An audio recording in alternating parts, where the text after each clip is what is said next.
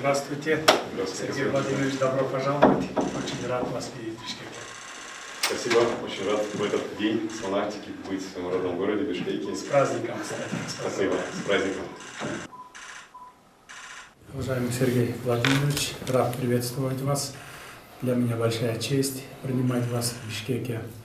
Мне доставляет особую радость тот факт, что Кыргызстан является для вас близкой и родной страной. Вы родились и выросли здесь.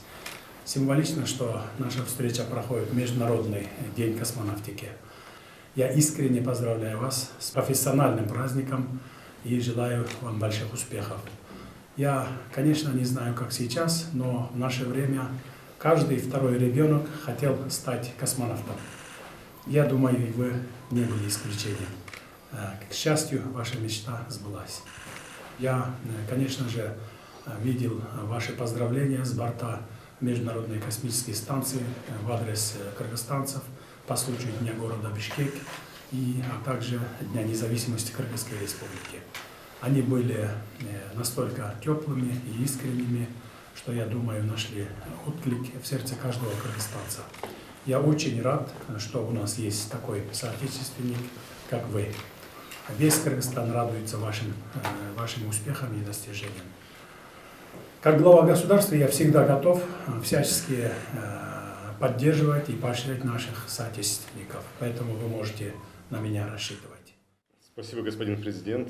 Мне очень приятно. Для меня большая честь именно в этот день, в День космонавтики, оказаться в Кыргызстане, в своем родном городе Бишкеке, потому что Кыргызстан, он занимает особое место в моем сердце, потому что здесь прошло мое детство, юность, я здесь получил образование, здесь, наверное, сформировался мой характер, это упорство, настойчивость и желание исследовать что-то, что повлияло на выбор моей карьеры. Ну, наверное, сама мечта полететь в космос здесь появилась, потому что когда оказываешься летом в горах Кыргызстана и смотришь на звездное небо и видишь вот это многообразие, и кажется, что они совсем близко, и хочется до них долететь.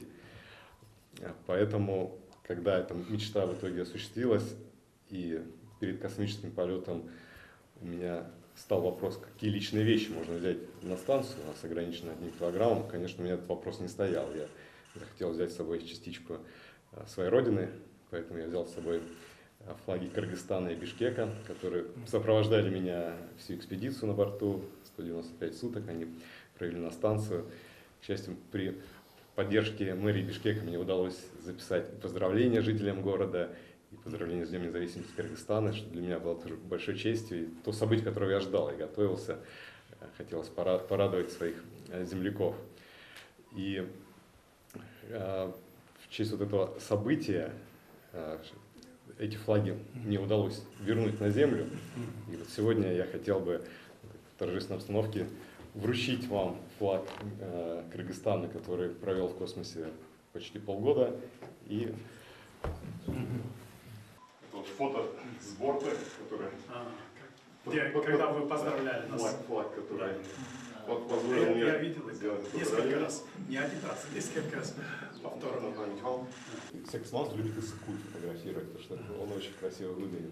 И все мои коллеги мне завидовали, потому что я именно жил в Кыргызстане, очень много бывал на Иссык-Куле, отдыхал. И вот я хотел бы поделиться с вами этим видом прекрасным. С космоса тоже снимали. Да, с космоса тоже видели. Флаг республики, здесь есть штамп Международной космической станции, американский штамп международный, американцев, российских. Все, что в космосе есть, мы штампуем. Здесь надпись, которая говорит, потому что этот флаг был доставлен космическим кораблем Союза МС-21 18 марта 2022 года.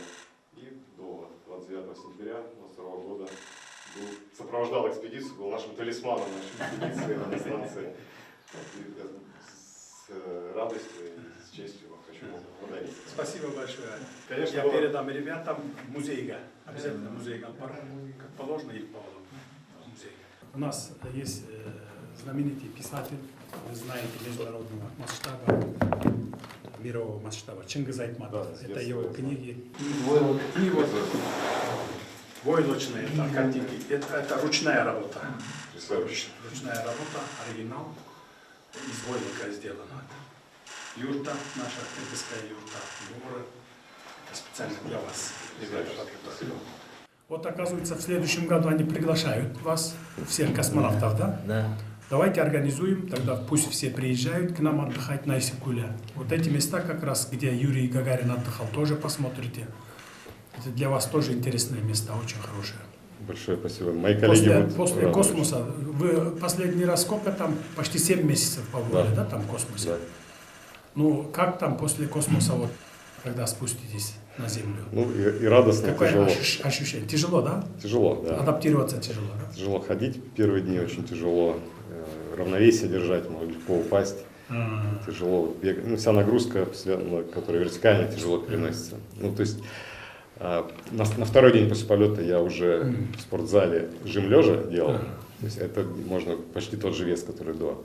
А вот с штангой вертикально приседать, это уже месяца через 3 только получилось. Потому что позвоночник, конечно, отвык от действия гравитации. А вообще мышцы мы там тренируем, там, по 2,5 часа в день спортом занимаемся, беговая дорожка, силовой тренажер. Поэтому вот основные крупные мышцы, они хорошо прокачаны. А мелкие, которые за равновесие отвечают, за координацию, они уже не работают там. Поэтому можно легко упасть на земле. Ясно. Почему в следующем году говорите, а почему не в этом году? Если будет Мы можем и на желание в этом этом году сезон, хороший сезон. Мы всегда готовы. Всегда готовы? Тогда в этом году организуйте. Давайте. Да? Что, еще есть время же, Еще до есть июля время, месяца. да. Июль-август это хороший месяц, Самый лучший. самый бархатный сезон. Июль-август. Программу отработаем. Да, Когда, что, да? конечно, конечно. Можно будет организовать встречи, опять-таки, со школьниками. Мы будем рады передать наш опыт, какие-то знания.